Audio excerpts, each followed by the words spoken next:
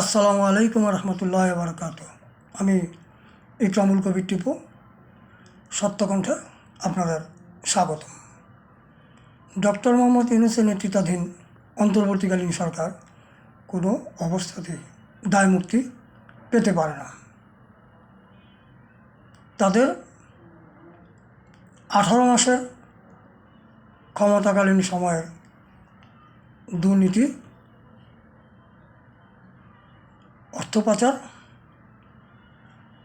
সহ বিভিন্ন কর্মকাণ্ডের বিষয়ে দুর্নীতি দমন কমিশন দুদকের মাধ্যমে তদন্তের নির্দেশ দেওয়ার জন্য মাননীয় প্রধানমন্ত্রী তারেক রহমানের কাছে অনুরোধ করেছেন সরকারের স্বরাষ্ট্রমন্ত্রী মোহাম্মদ সালাউদ্দিন আহমেদ। ইউনূসের নেতৃত্বাধীন সরকার 5 বছর ক্ষমতায় থাকতে চেয়েছিল, এটাও তিনি বলেছেন। যমুনার ভিতরে বাইরে কী হয়েছে সেটি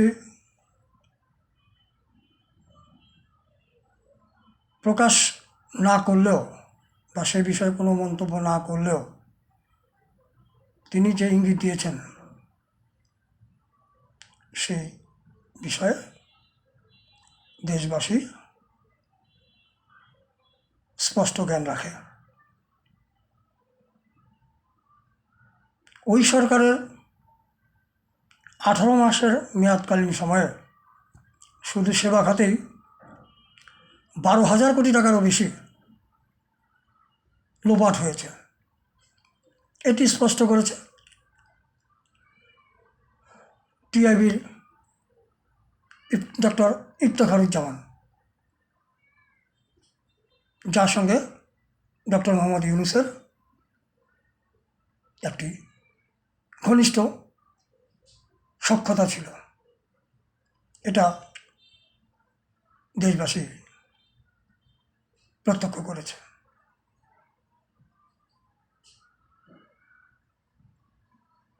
অন্তর্বর্তীকালীন সরকারের 18 মাসের মেয়াদে ক্ষমতাকালীন সময়ে একটি খাতে 12,000 কোটি টাকার বেশি অর্থ লোপাটের ঘটনায় স্পষ্ট হয় ওই সরকারের পুরো শরীরে কী পরিমাণ দুর্নীতির দাগ লেগে আছে,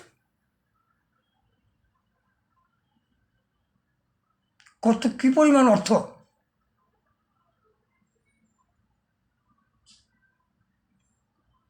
এদিক সেদিক হয়েছে।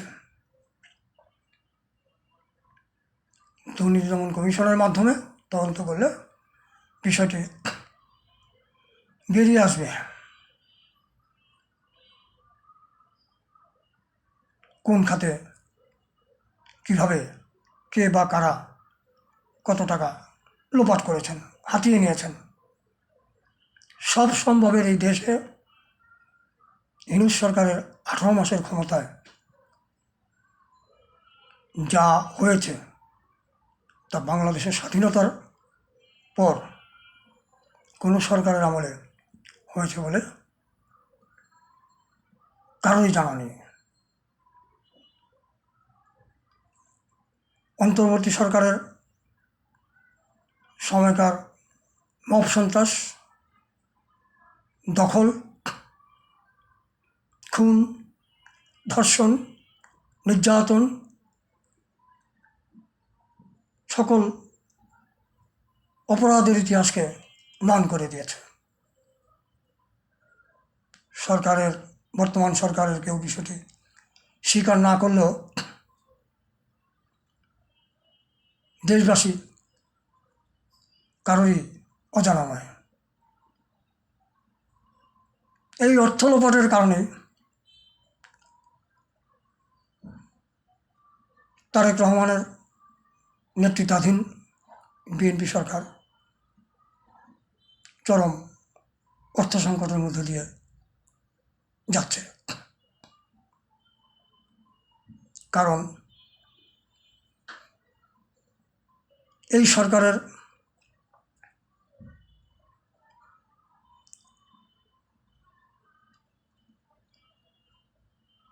বাজেট ঘোষণার পর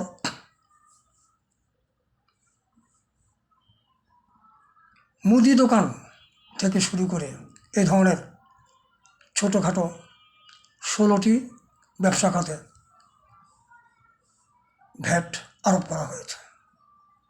কাপড়ের দোকান, জুতার দোকান, মিষ্টির দোকান, প্লাস্টিকের গৃহস্থালির দোকান,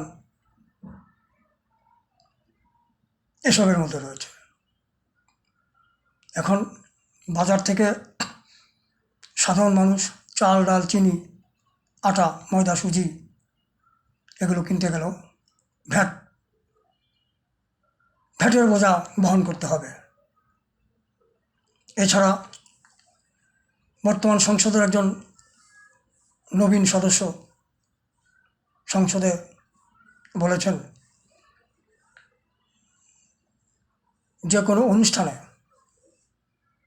100 জনের বেশি অতিথি আসলেই জনপ্রতি 25 টাকা হারে ভ্যাট প্রয়োগ করতে হবে। 1884 সালে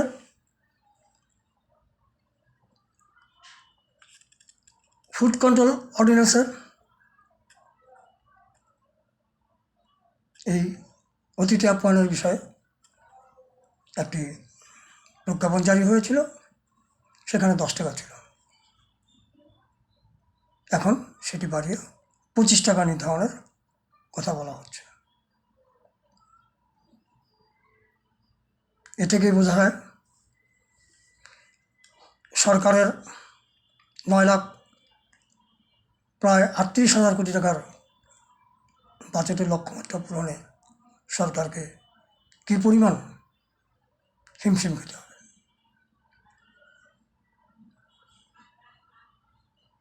ক্ষমতাচ্যুত এবং কার্যক্রম নিষিদ্ধ আওয়ামী লীগ সরকারের আমলে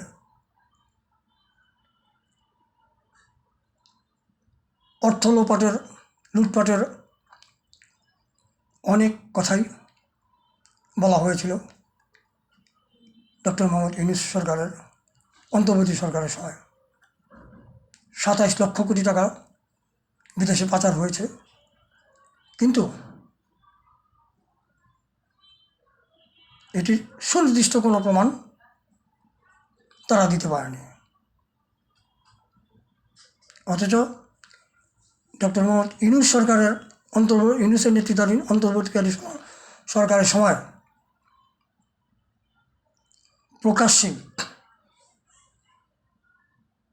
অনেক ঘটনা ঘটেছে। মানুষ ওই সরকারের মব সন্ত্রাসের ভয়ে কোনো দিক থেকে কোনো প্রতিবাদ, কোনো মন্তব্য, এমনকি সংবাদ মাধ্যমগুলো মুখ বুজে ছিল।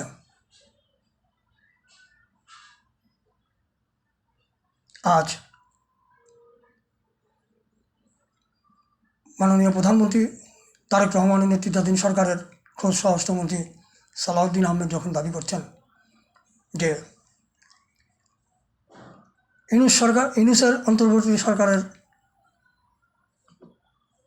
কোনো দায়মুক্তির সুযোগ নেই, তাহলে কারোরই বুঝতে অসুবিধা হওয়ার কথা নয় যে ওই সরকার এর সময় দেশে কী পরিমাণ হরিলুট হয়েছে।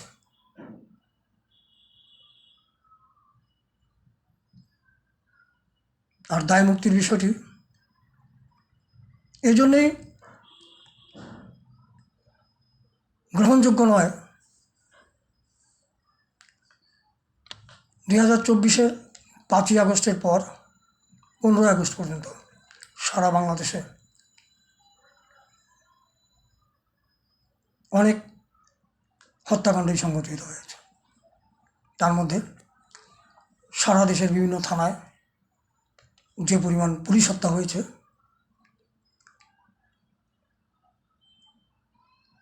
অস্ত্র লুটপাট হয়েছে, এসব ঘটনায় যারা জড়িত তাদের আইনের আওতায় না এনে দায়মুক্তি দিলে এটি জাতির জন্য একটি কলঙ্কজনক অধ্যায় হয়ে থাকবে। বিশেষ করে এই সরকারের জন্য, এই সরকারের প্রতি মানুষের যে ভালোবাসা, যে বিশ্বাস, সেটিতে অবশ্যই চির ধরবে। 2024 জুলাই মাসে সারা দেশে হত্যাকাণ্ড সংঘটিত হয়েছে। ছাত্র জনতা উপর যে নির্যাতন হয়েছে, যারা নিহত হয়েছে, তাদের বিষয়ে যদি ওই সরকারের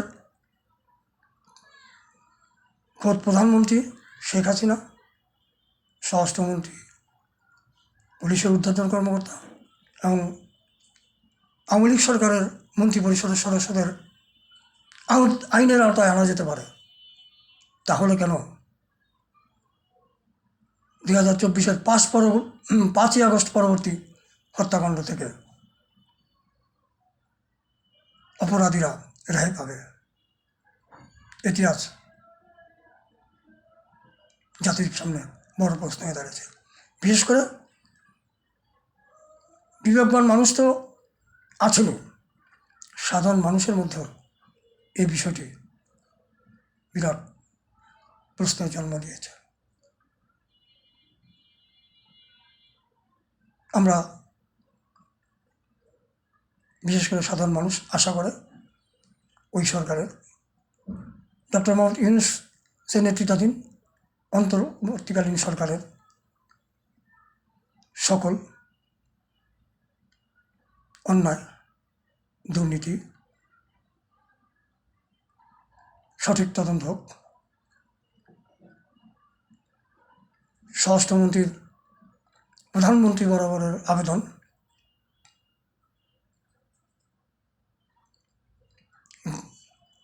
স্বয়ং প্রধানমন্ত্রী বিবেচনায় নিয়ে তদন্তের নির্দেশ দিবেন, এমন প্রত্যাশা সকলের। আজ এ পর্যন্তই। সকলকে ধন্যবাদ।